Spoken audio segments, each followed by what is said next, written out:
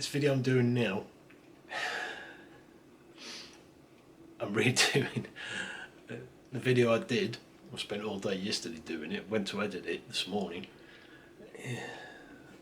The sound, so yeah, I'm having to redo it, but I'm not going to actually redo the mod. But first, remember the Amiga? We did on this one and the 500 ribbon mod. So then we just got a little switch at the back. We can flick it between floppy or Gotek.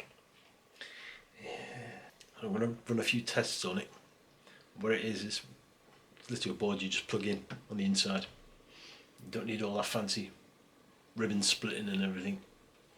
The board does everything for you. So if you can't do the ribbon split, the mods, don't worry about it. This will. I know there's a company snooping as well. And you're not having the schematics like you've asked twice in 2 separate videos in the same day from 2 separate people. Funny you got no profiles though. I'm happy, I'll do a video on it and test it, and if I'm happy then I'll do a little kit form. Won't be expensive because each board to produce has only cost me probably 5-10 quid. Anyway, yeah, keep your eye out for that. Another video this Thursday. I won't be doing a midweek quickie on Wednesday. This Thursday, anybody who's into gaming, not necessarily retro, I've got something on its way. It's Angfire. So I'm going to do an unboxing on Thursday, hopefully. For that, well, not for that, for the console that runs that. Yeah, got one coming. So looking forward to that. So that'll be the unboxing. And I know some of you won't be interested because you're retro guys, just like me. But I'm also a console guys. Remember the games room? I'll put the picture in now.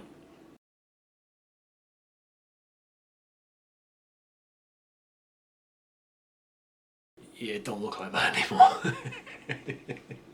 I needed shelving down here for this.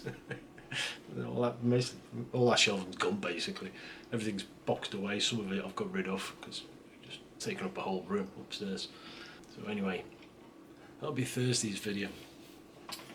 Yeah, I need to show you what I've been doing, which I was doing yesterday and it didn't work. Well, it did work. The video camera didn't work because the camera's pathetic. So anyway, let's go take a look at what I've been doing. Right, it's open. That's all it is. That's a Tapuino. It's a tiny little card. And there's an SD just on the side. I'll show you closer in a minute. The OLED's over here. And then the switches are connected here. So what I'm going to try and do is use some of the footage, but the sound quality is like next to nothing. It's rubbish.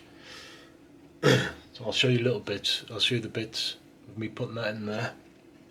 I'll show you the bits of me setting this up. And I do apologise for the sound quality. So anyway, I'll play that now. You get to see that bit, and then you can come back and join me. I'm just going to put it in line with this, the OLED screen. Put it here. Yeah, there's a standoff there, so I can't do that. So I thought, I'll put it over here. There's a standoff there as well. So I can't do that either. And if you look, you see that? There's an air vent grill. I don't know why, because there's so much gaps in the back ports. It doesn't need that. This thing plugs into the cassette interface down here.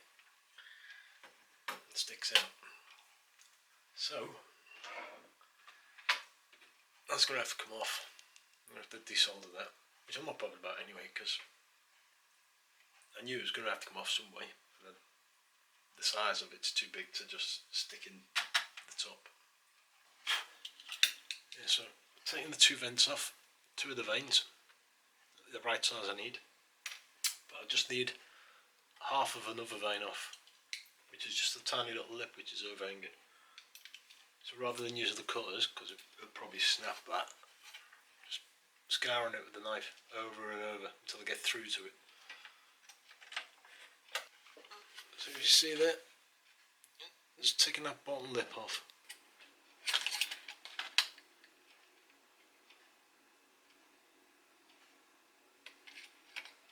Right, so we're just going to desolder them 4 there. 1, 2, 3, 4.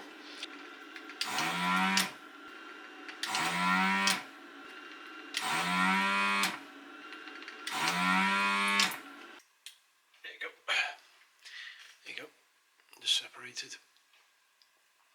So what I'll do is add a small 4-line ribbon coming off of that to that. So you should. I'll just run the top 2 lines. Oh yeah.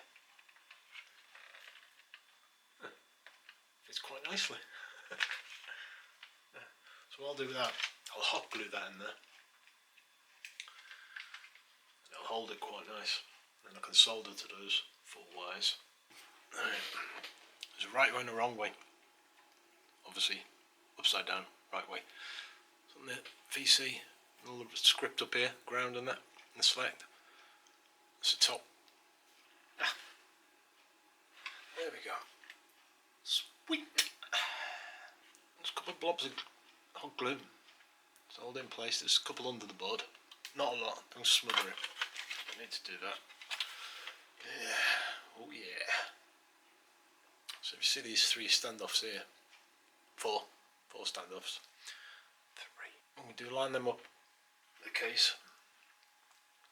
And I can hot glue them eventually.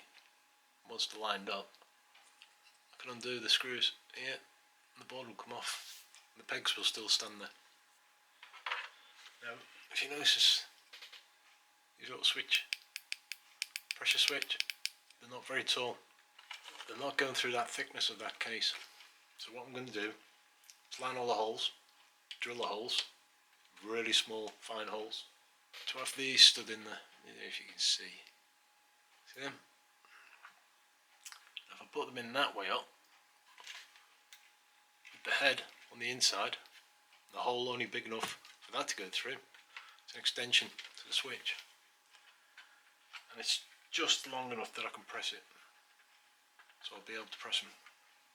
Right, I've done one hole. If I hold the board, so you can see where I've done all the markings. That's where the holes are going to go. One's in there already. If you listen, oh, I've got all the board still. There you go.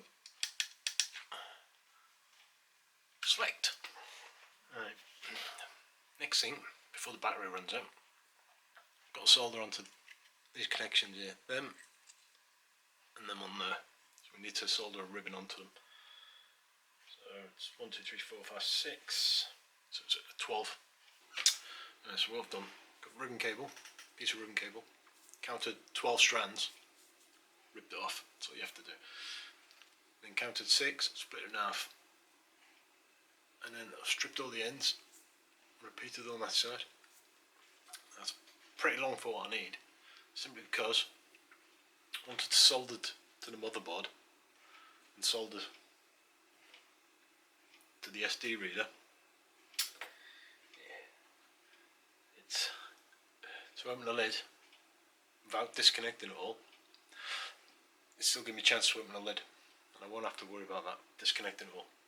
But if I do need to disconnect it all, because it's soldered to the board, not the standoffs, and the standoffs are going to be the bit which is glued to the lid, I can undo just these 4 screws here, and then I can take that off and the whole thing will come apart.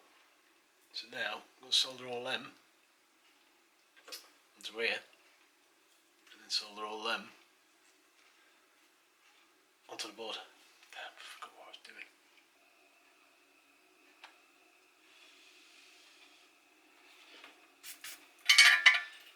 And that is that. So it should end up something like that. So now what I'm going to do, I'm just going to close that together just to support it all, like that. Put a bit of cap tape. So there you go.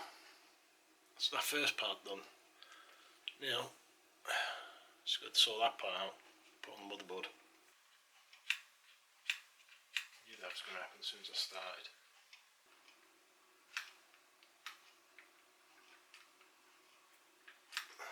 So now it's hot glued in there, as you can see.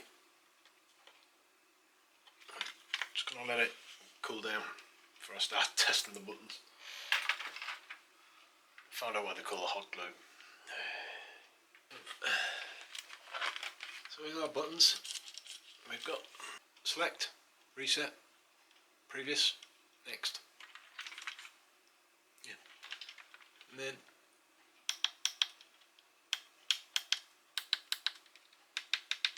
oh yeah, and that's all you see on the side. Not very noticeable. I've got the other leg to wire up, which I've got a 4-strand ribbon. That's going to go from the board to the OLED. Doesn't need to be too long, but yeah. And then it's just this going to the board. Right. I've got the OLED down here, all soldered in. This is quite long, but it's going to be taped along the side with a bit of cap tape. It's got a very nice machine, that.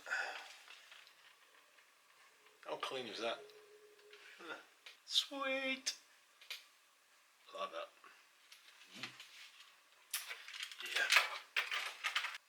On the cassette port, you got all these vias on top.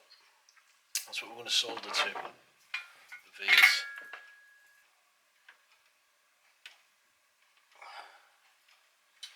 Last one is ground. There we go.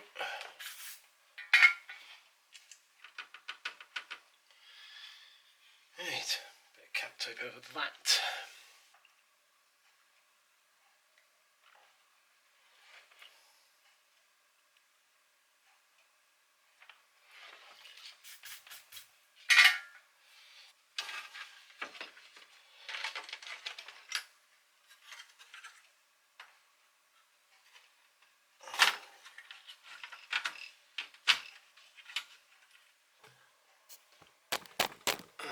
There's your head. Right. Technically, I think that's done. Yeah. So, let me get all the cables and everything out, and then we'll have a power up. So what I mean by the sound quality. See this camera. I fixed all the stupid lighting effect it has. But now it's decided, no, I don't want sound either. Anyway, I've got a new card coming as well, because I've noticed the quality of this is slowly degrading. Now it won't go into class 10 on the SD card, which is SD UX or XU. I can't remember. Anyway, basically HDMI. So at the moment it's only running on 720. Right, so let's power this on. Right. Ooh. So type load. Yeah, you can see. Yeah. On the screen over here, you got select mode. Let's see again. So we go to play, go select, goes through the alphabet. So go to G, press select again. We've got Ghostbusters. So we enter on that on the screen. So we typed load, press enter. Now we've got Ghostbusters selected. As soon as I press select again, if I bring him in, so now you can see Ghostbusters run across the screen. I press select again, screen's changed and it's loading. 1%, 2%, and main, so it's come up on the screen. There. So that's going to take a while to load. Yeah, it's all nicely built in there. Again, just like on the Amigas, nothing sticking on the outside. So 4 really tiny buttons. Right, I'll let that load. It's on 21% at the minute. So once that's loaded, I'll bring it back and we can see. It's just coming up to load. Hopefully I won't get a copyright strike. Ghostbusters music, I don't think it will. It doesn't matter if I do. Don't make money out of the videos. There you go.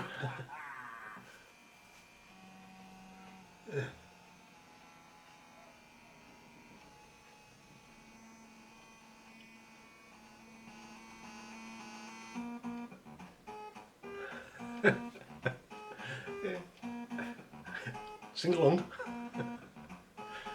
So yeah, sorry about the sound before. It's a bloody camera. I'm not buying a new one, this was an expensive camera. I'll get there in the end eventually, hopefully. Anyway, like I said, that's how you do that mod.